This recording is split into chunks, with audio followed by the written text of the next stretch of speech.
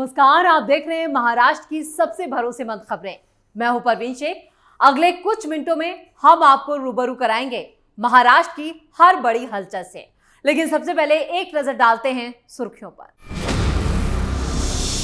उद्धव ठाकरे को फिर लगा जोरदार झटका। शिंदे गुट में शामिल हुए यूबीटी के कद्दावर नेता सचिन अहिर मुंह ताकते रह गए संजय राउत। मोहर्रम जुलूस में जहर बांटने वाले शख्स फैयाज प्रेमजी का बड़ा कबूलनामा। बोला 15,000 लोगों को मारने का था प्लान। महाराष्ट्र पुलिस अधिनियम में होगा बड़ा बदलाव। डांस बार लाइसेंस व्यवस्था पर सरकार की बड़ी तैयारी। विधानसभा में फडणवीस ने रखी अपनी बात। विधानसभा में फडणवीस सरकार का एक और बड़ा ऐलान। बिश्नोई गैंग से जुड़े हर शख्स को कानून के दायरे में लाया जाएगा। नेटवर्क को तोड़ने की तैयारी। धर्मांतरण पर महाराष्ट्र सरकार का एक और बड़ा कदम। केंद्र की मंजूरी के बाद आएगा नया कानून। जबरन, लालच और धोखाधड़ी से धर्मांतरण पर लगेगी लगाम। महाराष्ट्र में महायुति का सियासी दबदबा हुआ और मजबूत। ठाणे जिला मध्यवर्ती सहकारी बैंक के चुनाव में बीजेपी और शिवसेना के शिंदे गुट की शानदार जीत। आदित्य ठाकरे ने सचिन अहिर के पाला बदलने पर जताई नाराजगी। बोले ये ऑपरेशन टाइगर नहीं बल्कि ऑपरेशन देवेंद्र फडणवीस। मुंबई और नवी मुंबई में भारी बारिश से बड़ी मुश्किलें, थम गई रफ्तार। कई जगहों पर जल जमाव से लोगों की बड़ी दिक्कतें।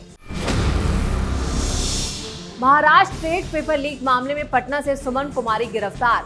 फरार मास्टरमाइंड विजेंद्र की है पत्नी सुमन। हरियाणा में जांच टीम का छापा। फुटाला झील के पास खूनी हमला। कुख्यात शेख के भतीजे की चाकू मार कर ली जान। नागपुर में एक बार फिर गैंगवॉर का खतरा। खबरों में सबसे पहले बात उद्धव को लगे जोरदार झटके की। शिवसेना यूबीटी चीफ उद्धव ठाकरे के नेता अब एक एक करके पार्टी छोड़ रहे हैं। 6 बागी सांसदों के बाद 30 जून को एक और कद्दावर नेता ने उद्धव का साथ छोड़ दिया। विधान परिषद सदस्य सचिन अहिर ने उद्धव गुट छोड़ दिया और शिंदे गुट में शामिल हो गए। एकनाथ शिंदे की शिवसेना में शामिल होते वक्त सचिन अहिर ने एक बड़ा बयान भी दिया। उन्होंने कहा कि अगर आदित्य ठाकरे ज्यादा उछलेंगे तो उनके खिलाफ मेरे पास ऐसे ऐसे सबूत हैं कि वो मुंह दिखाने लायक नहीं बचेंगे। इसके साथ ही अहिर ने दावा कर दिया कि ठाकरे की पार्टी के कम से कम 2 दर्जन से ज्यादा नेता पार्टी से इस्तीफा देने की तैयारी कर चुके हैं। उनके इस बयान के बाद मातोश्री में फिर से इमरजेंसी बैठक बुला ली गई। वहीं सचिन अहिर ने महाराष्ट्र विधान परिषद के उपसभापति के लिए शिवसेना उम्मीदवार के रूप में भी नामांकन दाखिल कर दिया। नामांकन के दौरान मुख्यमंत्री देवेंद्र फडणवीस, डिप्टी सीएम एकनाथ शिंदे और सुनेत्रा पवार मौजूद रहे। वैसे ऑपरेशन टाइगर का स्ट्राइक रेट 100% रहा। दल बदल की वजह से लोकसभा में उद्धव ठाकरे की पार्टी की ताकत कम हो गई। उद्धव के नेतृत्व में पार्टी लगातार कमजोर होती जा रही है, जिसकी बड़ी वजह संजय राउत को बताया जा रहा है। इधर संजय राउत ने भी सचिन अहिर पर निशाना साधते हुए बड़ा बयान दिया। उन्होंने कहा, अगर आप विश्वासघात करना चाहते हैं तो इस्तीफा दें और दोबारा चुनाव लड़ें। आइए देखते हैं यवतमाल वाशिम के लोग गद्दारों के साथ हैं या फिर वफादारों के साथ। अब सचिन अहिर के शिंदे गुट में जाने के बाद उद्धव के विधायकों की बारी है। खबरों की माने तो 14 विधायकों ने अपने फोन पहले ही बंद कर लिए हैं। ये लोग सीएम फडणवीस और एकनाथ शिंदे के टच में बताए जा रहे हैं। अगर उद्धव के 14 विधायक टूटते हैं और वो बीजेपी में जाते हैं तो महाराष्ट्र से उद्धव का बोरिया बिस्तर बनना तय माना जा रहा है। इधर सचिन अहिर ने यह पहले ही बता दिया है कि आदित्य ठाकरे के खिलाफ उनके पास कई सीडी और कई ऐसे सबूत हैं। अगर उन्होंने सार्वजनिक पोल खोल दी तो उद्धव ठाकरे को मुंह छिपाकर भागना पड़ेगा, या ऐसा भी हो सकता है कि दोनों बाप बेटे विदेश भाग जाएं। खबरों में आगे बढ़ते हैं। मुंबई के भायखला इलाके से एक बेहद चौंकाने वाली और दिल दहला देने वाली खबर सामने आई, जहां मुहर्रम के जुलूस के दौरान एक शख्स जहरीले कैप्सूल बांट रहा था, जिसे मुंबई पुलिस ने रंगे हाथ पकड़ लिया। आरोपी फैयाज प्रेमजी ने पुलिस पूछताछ में यह खुलासा किया। उन्हें सुनकर खुद जांच अधिकारी भी दंग रह गए। आरोपी का इरादा जुलूस में शामिल करीब 15,000 मासूम लोगों को जहर देकर मारने का था। आरोपी फैयाज प्रेमजी ने पुलिस की कड़ी पूछताछ में अपना गुनाह कबूल कर लिया। जांच के दौरान सामने आया कि आरोपी बाजार से करीब 30,000 खाली कैप्सूल खरीद कर लाया था और उनके अंदर भरने के लिए करीब 50 किलो चूहे मारने का खतरनाक जहर भी खरीदा, जिसे जिंक फास्फाइड कहा जाता है। पुलिस ने जब आरोपी को पकड़ा तब तक वो कई कैप्सूल तैयार कर चुका था। पुलिस टीम ने उसके कब्जे से 14,900 तैयार जहरीले कैप्सूल बरामद किए।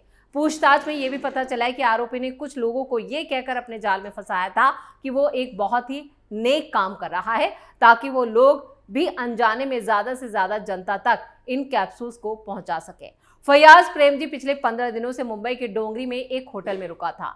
इसी होटल के कमरे को उसने अपना ठिकाना बना लिया था और यहीं बैठकर उसने इस पूरी खौफनाक साजिश का ताना बाना बुना। वो होटल के कमरे में ही दिन रात बैठकर खाली कैप्सूल्स में 1-1 ग्राम जिंक फास्फाइड जहर भर रहा था। इस जहरीले कैप्सूल को खाने से सलमान सैयद नाम के एक शख्स की तबीयत अचानक बिगड़ गई थी। उसे पेट में तेज दर्द हुआ। उल्टी की शिकायत के बाद उसे फौरन नजदीकी अस्पताल ले जाया गया, जहां उसका इलाज चल रहा है।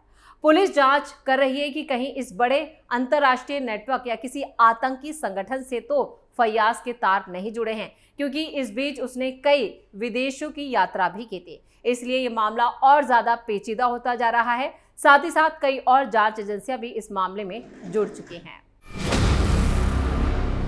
और खबरों में अब बात करते हैं फडणवीस सरकार के बड़े ऐलान की। महाराष्ट्र सरकार ने डांस बारों में परफॉर्मेंस लाइसेंस के गलत इस्तेमाल को रोकने के लिए पुलिस अधिनियम में संशोधन करने के संकेत दे दिए हैं। विधानसभा में इस मुद्दे पर चर्चा के दौरान सरकार ने साफ कहा कि मौजूदा कानूनी व्यवस्था में कुछ खामियां हैं, जिन्हें दूर किया जाएगा, जिनका फायदा उठाकर अक्सर कुछ डांस बार चलाने वाले मालिक लाइसेंस की शर्तों का उल्लंघन करते हैं। ऐसे मामलों पर कंट्रोल के लिए कानून में जरूरी बदलाव किए जाने की जरूरत है। विधानसभा में हुई चर्चा के दौरान सरकार ने यह भी बताया कि डांस बारों को दिए जाने वाले परफॉर्मेंस लाइसेंस का मकसद नियमों और शर्तों के तहत सांस्कृतिक और मनोरंजन कार्यक्रमों को चलाने की इजाजत देना है, लेकिन इसका गलत इस्तेमाल किया जाता है। मौजूदा महाराष्ट्र पुलिस अधिनियम में संशोधन कर लाइसेंस जारी करने और उसके नवीनीकरण और उसके निरीक्षण, साथ ही उल्लंघन की स्थिति में कार्रवाई की प्रक्रिया को और ज्यादा सख्त और पारदर्शी बनाना है।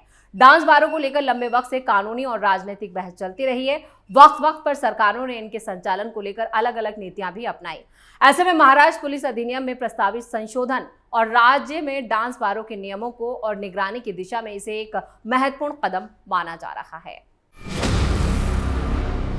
और अब बात फडणवीस के एक और एक्शन की। मुंबई में सक्रिय अपराधी गिरोह यानी जो पूरा संगठित नेटवर्क है उसको ध्वस्त करने के लिए और बिश्नोई गैंग से जुड़े सभी गुर्गों और उसके सहयोगियों की पहचान करने के लिए भी उन्हें कानून के दायरे में लाया जाएगा। विधानसभा में इस मुद्दे पर चर्चा के दौरान फडणवीस सरकार की तरफ से साफ किया गया कि संगठित अपराध और आपराधिक नेटवर्क पर अंकुश लगाने के लिए पुलिस और जांच एजेंसियां लगातार कार्रवाई कर रही हैं। विधानसभा में सरकार ने कहा कि बिश्नोई गिरोह से जुड़े भाड़े के गुंडों, उनके सहयोगियों और अपराधी गतिविधियों में शामिल सभी लोगों की तलाश के लिए खास टीमें बनाई गई हैं और खुफिया तंत्र को सक्रिय किया गया है। राज्य सरकार का मकसद सिर्फ मुख्य आरोपियों तक पहुंचना नहीं, बल्कि पूरे आपराधिक नेटवर्क को ध्वस्त करना है, जिसके लिए अंतर्राज्यीय स्तर पर भी कई एजेंसियों के साथ तालमेल किया जा रहा है, यानी उनसे भी संपर्क किया जा रहा है। सरकार ने बताया कि संगठित अपराध से जुड़े मामलों में आधुनिक तकनीक, खुफिया जानकारी और कई राज्यों की पुलिस से मदद ली जा रही है। जो भी शख्स बिश्नोई गिरोह को आर्थिक यानी पैसा पहुंचा रहा है, फंडिंग कर रहा है या किसी भी तरह की टेक्निकल सपोर्ट दे रहा है, उसके खिलाफ भी एक्शन लिया जाएगा और इसके लिए कानून और ज्यादा सख्त बनाए जाएंगे। जब विपक्ष ने इस पूरे मामले को लेकर सवाल पूछे तब खुद सीएम फडणवीस सदन में खड़े हुए और उन्होंने बताया कि उनकी पुलिस और उनका प्रशासन क्या कर रहा है। गौरतलब है कि हाल के दिनों में बिश्नोई गिरोह का नाम कई हाई प्रोफाइल आपराधिक मामलों में सामने आया। ऐसे में महाराष्ट्र सरकार का ये बनाया संगठित अपराध के खिलाफ सख्त रुख संकेत दे रहा है। अब इस बात पर नजर रहेगी कि जांच एजेंसियां इस नेटवर्क के खिलाफ आगे क्या कार्रवाई करती हैं। और खबरों के आखिर में बात लव जिहाद पर फडणवीस सरकार के एक और बड़े कदम की। केंद्र सरकार की मंजूरी मिलने के बाद महाराष्ट्र में धर्म स्वतंत्रता विधेयक 2026 लागू होगा। जबरन, लालच या धोखाधड़ी के जरिए किए जाने वाले लव जिहाद के मामलों के खिलाफ अब सख्त कानून लाया जाएगा। विधानसभा में इस मुद्दे पर जमकर हंगामा हुआ। पक्ष और विपक्ष आपस में ताना बाना या कहें कि एक दूसरे पर निशाना साधते नजर आए। वहीं विपक्ष इसे एक खास समुदाय के खिलाफ सरकार की बदनीयती बता रहा है। विधानसभा में सरकार की तरफ से बताया गया कि प्रस्तावित कानून का मकसद किसी शख्स की धार्मिक स्वतंत्रता को सीमित करना नहीं, बल्कि यह सुनिश्चित करना है कि धर्म परिवर्तन पूरी तरह से उसकी मर्जी से हुआ है और इसमें ट्रांसपेरेंसी लानी है और उसे कानून के दायरे में लाया जाएगा। महाराष्ट्र सरकार ने इस प्रस्तावित कानून का मसौदा तैयार करने के लिए कई विशेषज्ञों और अधिकारियों के साथ कई दौर की चर्चा की। सरकार का दावा है कि यह कानून किसी धर्म विशेष के खिलाफ नहीं होगा, बल्कि महिलाओं की सुरक्षा और जबरन धर्म परिवर्तन को रोकने के मकसद से बनाया जाएगा। कानून में दोषी पाए जाने वालों के लिए सख्त सजा और जुर्माने का भी प्रावधान किया जाएगा। इस मुद्दे पर राज्य की राजनीति गर्म है। सत्ता गठबंधन के नेताओं का साफ कहना है कि कई राज्यों में पहले से इस तरह के कानून लागू हैं और महाराष्ट्र में भी ऐसा कानून वक्त की मांग है। वहीं नीतीश राणे जैसे लोग लगातार इस कानून की मांग कर रहे हैं। उनका कहना है कि मौजूदा कानून पहले से ही पर्याप्त है और नए कानून का गलत इस्तेमाल होने की आशंका से इनकार नहीं किया जा सकता। राजनीतिक गलियारों में अब इस बात को लेकर चर्चा तेज हो गई है कि केंद्र सरकार से मंजूरी मिलने के बाद महाराष्ट्र सरकार इस कानून को कब और किस रूप में लागू करती है। फिलहाल सभी की नजरें केंद्र की मंजूरी और सरकार के अगले कदम पर टिकी हैं। इसी के साथ महाराष्ट्र फाइल्स में इतना ही। वीडियो कैसा लगा कमेंट करके अपनी राय जरूर दें। वीडियो को लाइक करें, शेयर करें और कैपिटल टीवी को सब्सक्राइब जरूर करें। नमस्कार।